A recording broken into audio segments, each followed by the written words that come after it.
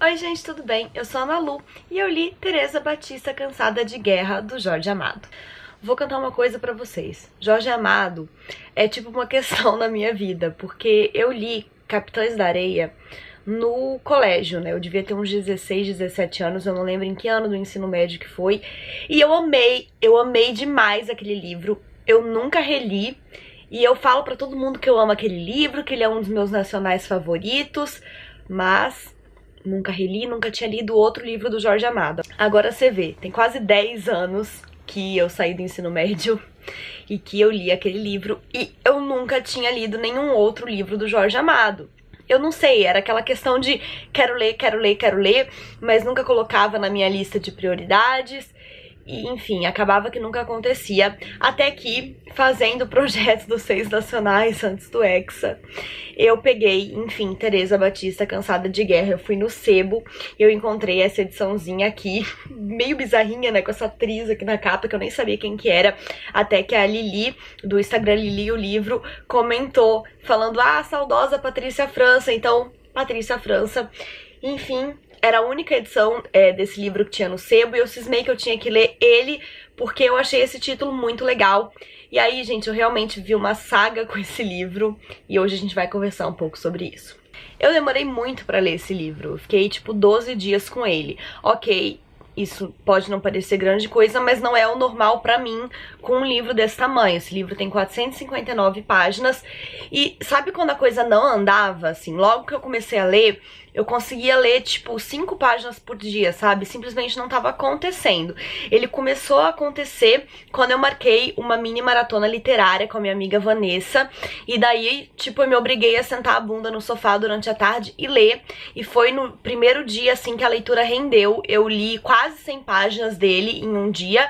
E foi quando eu comecei a me apegar. A minha amiga Luísa ficou contrariadíssima, porque ela chamou esse livro de Teresa Batista, o Pesadelo em Forma de Livro, pra Ana Lu, né, no caso, pra mim, porque eu nunca terminava, porque eu sempre reclamava que eu não conseguia ler, e mesmo assim eu dei 4 estrelas. Mas é que essa questão de estrelas é muito subjetiva, e quando eu terminei o livro, mesmo depois de ter lutado tanto com ele, eu percebi que era um livro muito bom, e que talvez o problema tenha sido eu. Eu gostei dele, ele é um livro bom, só que a leitura não estava muito prazerosa e não rendia muito, mas enfim, vou explicar como é que funciona esse livro, que eu só fui entender quase chegando na terceira parte dele. Ele é dividido em 5 cordéis e ele é ilustrado. Eu não sei se todas as edições são, acho que deveriam ser, porque, né, como é o cordel, eu acho que faz parte que ele seja ilustrado. Aqui, achei, por exemplo, aqui começa o segundo cordel, né? Então ele tem sempre uma capinha de cada cordel, e no meio do livro a gente tem, né, outras imagens no mesmo estilo. Deixa eu ver aqui se eu acho mais uma pra mostrar. Achei outra capinha. Aqui, por exemplo. E eu gostava muito quando eu esbarrava nessas imagens, porque é um tipo de literatura, assim, diferente, que eu nunca tinha lido. Eu não sei se ele é, de fato, um cordel. Eu não entendo muito disso, como eu falei, eu nunca li um cordel, mas a ideia do Jorge Amado com isso aqui foi falar como se várias pessoas tivessem contado a história de Teresa Batista em cordéis e que você consegue encontrar esses cordéis nas feiras lá no Nordeste. Aqui, então, através desses 5 cordéis, ele vai contar 5 episódios da vida da Teresa Batista. Eles não estão em ordem cronológica e é por isso que no início eu fiquei tão confusa. Quando eu comecei a segunda parte, ela era totalmente diferente da primeira e numa época muito anterior da vida da Teresa, eu achei até que as partes não iam conversar entre elas.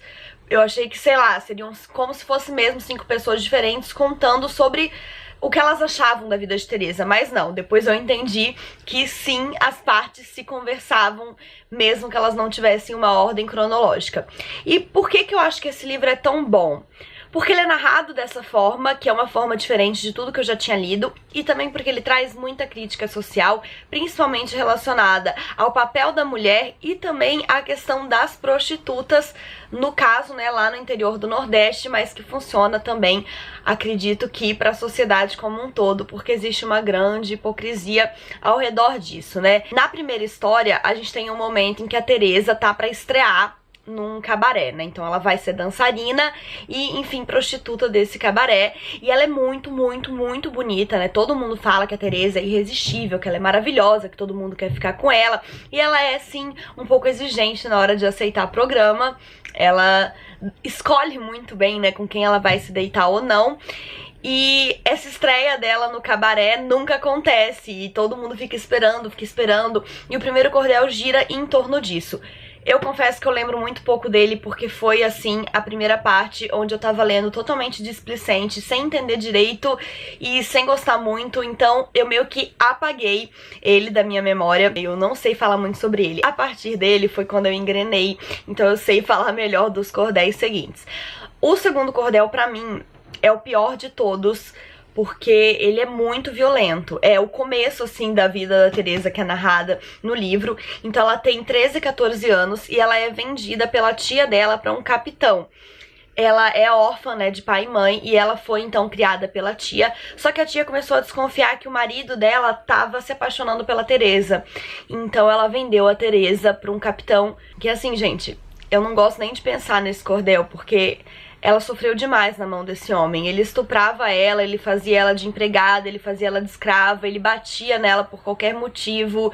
Enfim, a vida dela foi muito dura quando ela ficou com esse cara. E aqui, o Jorge Amado traz muita crítica relacionada a isso, é claro, né, a violência contra a mulher e tudo mais, mas também a questão do sexo e da forma como o sexo é feito. Esse capitão, ele é, como eu falei, muito machista e ele tem muito nojo, por exemplo, de fazer oral numa mulher. E ele fala muito sobre isso. Ele fala que quem enfia a boca no chibio da mulher é bichinha e é nojento, porque você colocar a boca numa coisa muito suja, botar a boca na lama. Ele fala muito disso, assim, repetidas vezes. E além de toda a violência, né, ter que ler isso me incomodava demais, porque, é claro, ele fazia a Teresa chupar ele insistentemente e ele nunca encostava a boca nela. É aquela questão totalmente machista de uma relação sexual completamente autocentrada e egoísta, onde só ele tinha prazer. Mesmo assim, a gente consegue descobrir um empoderamento muito forte nessa parte, porque a Teresa vai acabar conhecendo um cara que também não é muito flor que se cheire, mas enfim, por ele ela acaba se apaixonando e ela tira a aversão que ela tinha do sexo, porque ela percebe que sexo pode sim ser muito gostoso e que não era só aquilo, né, que ela passava, porque em algumas vezes, assim, ela comenta que, meu Deus, como é que as pessoas gostam disso, como é que as mulheres gostam disso, porque pra ela é extremamente violento e não preciso nem dizer que ela não sente absoluto nenhum prazer com aquilo, né. Então eu gosto de quando ela começa a se encontrar, a se descobrir. E mesmo que tenha sido com cara babaca, foi importante pra ela, porque foi o momento em que ela conseguiu desvencilhar o sexo da violência e transformar em algo gostoso.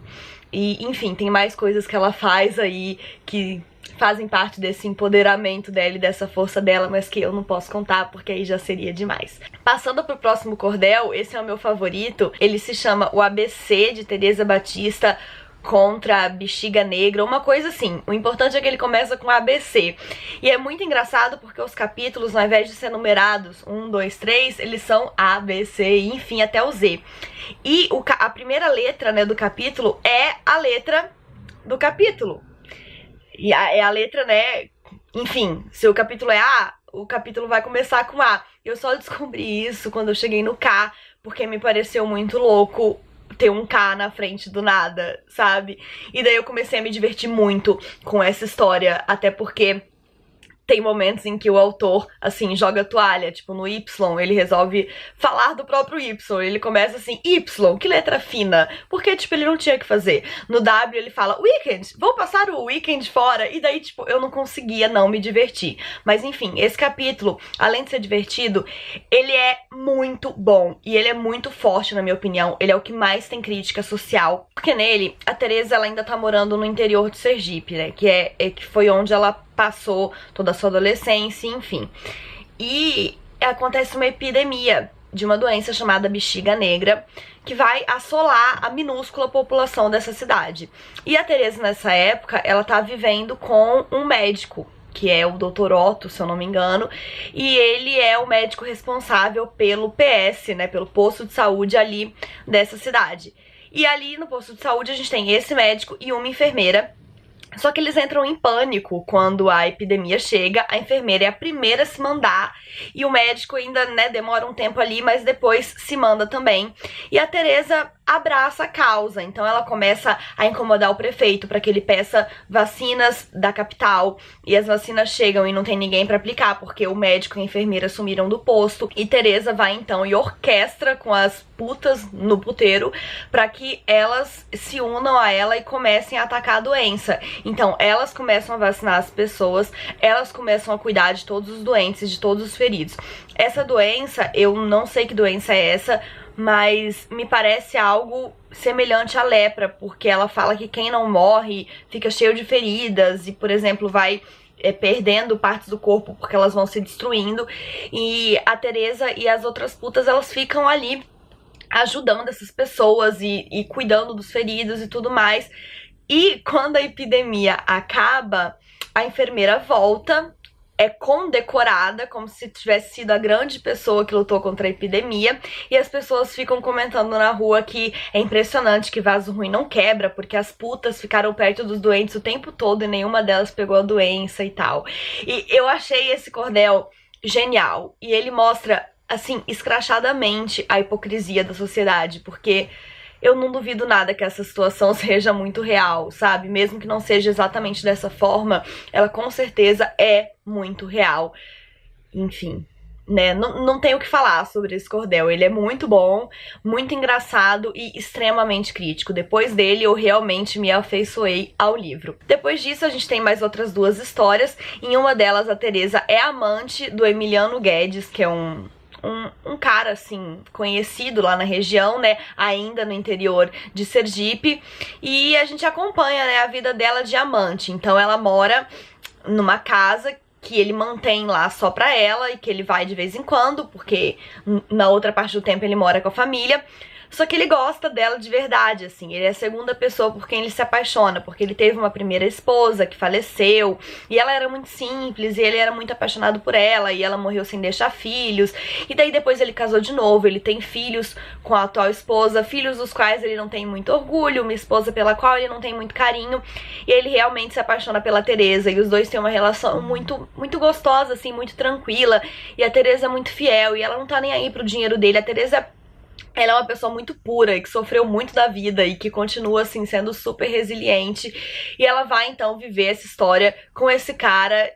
E, enfim, eu acho que isso não é spoiler, porque no comecinho do cordel, assim, no título dele e logo nos primeiros parágrafos, a gente já sabe que ele vai morrer transando com ela. Então ele morre ali no ato sexual e ela fica ali, né, deitada com ele em cima dela. E os capítulos então se revezam entre um pouco da história dela com ele e uma cena do que tá acontecendo ali, né, em meio à morte dele. Então, vão chamar o médico e o padre vai ficar assim, ai, mas será que a gente vai deixar vazar a história de que ele morreu em cima da amante? E daí a família vem pro velório e tem que lidar com a Teresa, e aí as pessoas ficam falando que a Teresa vai querer roubar a herança, e a Teresa não tá nem aí pra isso. E a proposta narrativa desse cordel é muito boa, porque como ele vai intercalando, você vai conhecendo a história da Teresa com ele, e em contrapartida do que as pessoas estão ali falando e do que tá acontecendo no momento do enterro. Então é mais uma história aí recheada de crítica social. Na última história, a gente é rodeado também por uma forte crítica social, mais uma vez relacionada com as prostitutas. Agora a Teresa já se mudou, ela tá morando na Bahia, e aconteceu uma coisa ali na cidade que um delegado de polícia tá querendo tirar todos os puteiros da região mais conhecida da cidade e jogar, assim, pra um subúrbio todo sujo, todo velho, e as putas não querem ir. E a Teresa, que nem tá morando no puteiro, não tem nada a ver com isso, ela vai armar uma revolução, uma revolta, que é para as putas entrarem em greve se elas tiverem que se mudar. E, gente, apesar, assim, dos delegados estarem querendo mandar as putas pra longe, elas são muito importantes na cidade e o mundo cai quando elas entram em greve. E os primeiros a ficarem loucos são os próprios delegados. E é uma hipocrisia do caralho, porque eles querem obrigar as putas a trabalharem e, tipo assim, elas são muito importantes para o funcionamento da sociedade, os homens não vivem sem elas e, inclusive, eles falam que se as putas não trabalharem, os homens vão começar a atacar mulheres na rua e invadir casas de família para pegar as mulheres, porque eles têm necessidade disso.